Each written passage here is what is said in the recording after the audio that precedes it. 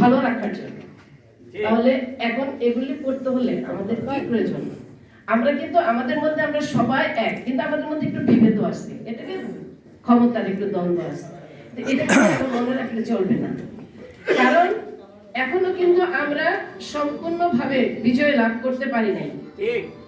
এই বিজয়কে অর্জন করতে হলে আমাদের দেশ নায়ক তারেক রহমান যে 31 দফা আমাদের জন্য দিয়েছে, যেগুলির মধ্যে এই যে ফ্যামিলি কার্ড করেছে, বেকার যুবকদের একটা ভাতা দেওয়ার ব্যবস্থা করেছে, আমাদের যে স্বাস্থ্য সেবার জন্য হেলথ কার্ড করেছে, কৃষকদের জন্য যে ফার্মার কার্ড করেছে, এগুলো কেন জন্য, কার জন্য করেছে?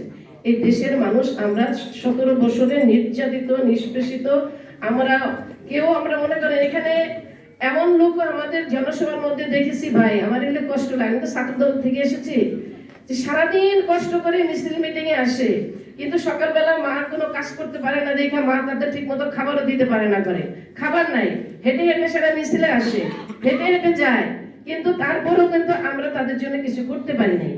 কিন্তু সেই কষ্টটা দেখেন, আমরা কিন্তু আমাদের দেশ নায়ক তারেক রহমানকে বলতে পারি নাই আমাদের এই বেকার যুবকদের কথা। তো সে সেখান থেকে চিন্তা করে এই বেকার